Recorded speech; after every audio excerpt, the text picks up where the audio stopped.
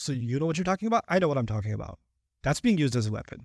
Some people use their credentials, maybe their professional credentials, maybe their academic credentials, maybe their place, their rank in the family. I'm the father, I'm the older brother, I'm the this, I'm the that. Depending on whatever you are, you're going to use that as a position of power to wedge and to enforce some kind of wrongdoing. When the Prophet ﷺ was doing da'wah in the marketplace, they paid women money to start a concert and start singing and dancing so they would get attention, right? They were throwing money at this problem all the time. And then didn't they gather so much money to build up the army to annihilate the Muslims once and for all, right? They used their money as a resource to annihilate Islam. That was part of their budget, you know? This was part of their national security budget to eliminate this religion. So now, and of course, even if you're not talking about one's opposition to Islam, there's another component to this. And that is there are people who live this hedonistic life, this life of, you know, pleasure is everything. And in their mind, so long as you have money, you get whatever you want. You can just, you know, what problem can't money solve? A legal problem, I'll get the best lawyer. Okay, if the lawyer's not enough, I'll buy the judge. So what's the problem? What's the problem? Okay, that's not working. Okay, I'll get citizenship in a country where I have immunity. Oh, they're not giving me immunity? Okay, I'll buy the prime minister. Right? Money can solve any problem, every problem, okay? And there are places in the world, I was just talking to somebody, I won't name the country because I don't want to diss countries, but there are countries in the world where if you have a problem with somebody, they keep coming out, like the daughter keeps coming after her share of the inheritance or whatever, it costs the equivalent of $300 to get her killed. $300, somebody will kill her for you.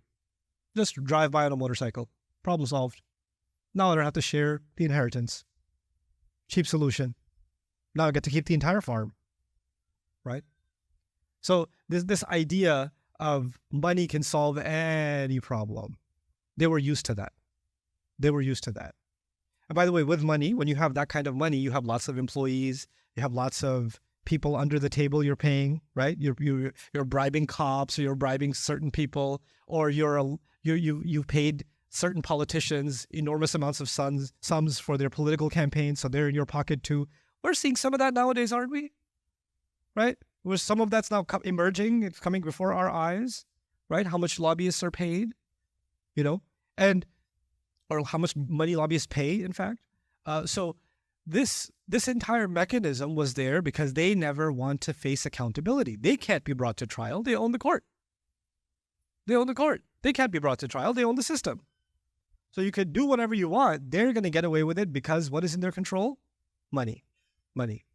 And it's interesting that Allah mentioned money here before he mentioned power. You would think he would mention power first and he would mention money second. He mentions money first and power second, as if Allah is commenting on something. Economic power is the driving force behind political power. We think in our simplistic worldview that political power is real power. So if you have the government, if you're the president, the prime minister, if you have the majority in Congress, then you have power. But actually, it's the people that are funding you behind the scenes and the people that are owning majority of the assets of the nation. It's the people that are driving the major businesses, the major employers, the people that are controlling the finances. How much more powerful are banks than the federal government?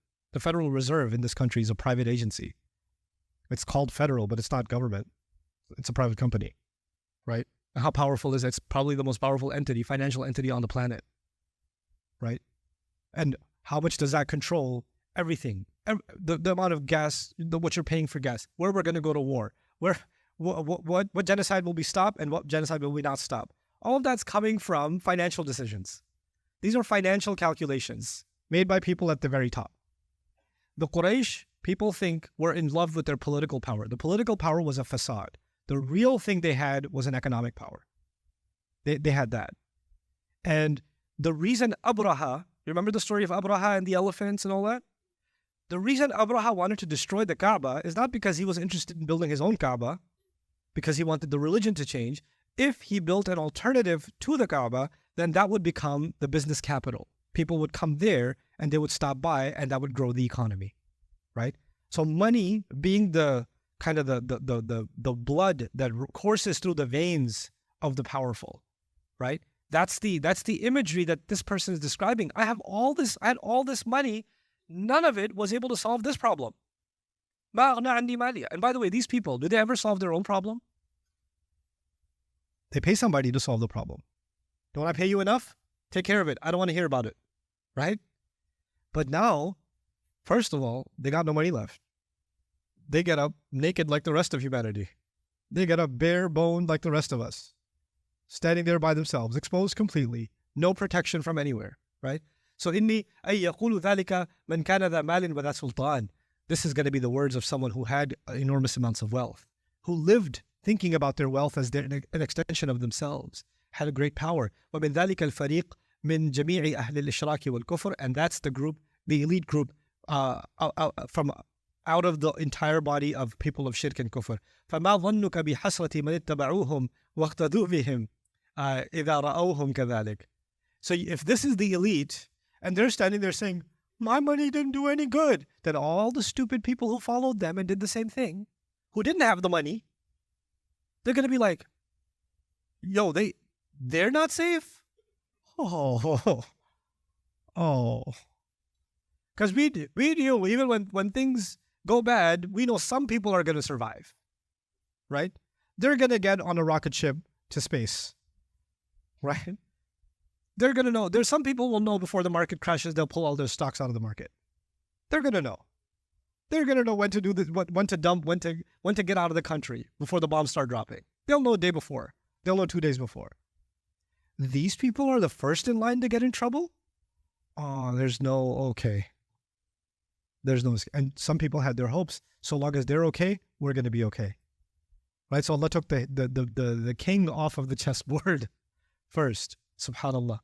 وَفِي هَذَا تَعْرِيضٌ بِسَادَةِ مُشْرِكِي الْعَرَبِ. And this is a direct shot taken at the leaders of the mushrikun of Arabia. مثل أبي جهل وأمية بن خلف. قال تعالى ذرني والمكذبين أولي النعمة. Like Allah says in other places in the Quran, let me deal with all the people who call you a liar, particularly those that are blessed with more. Let me deal with them myself. Right? Allah says, it's almost like Allah is telling the Prophet ﷺ, don't worry about giving da'wah to them. Step aside. I'll deal with them myself. That's how Allah speaks about these people.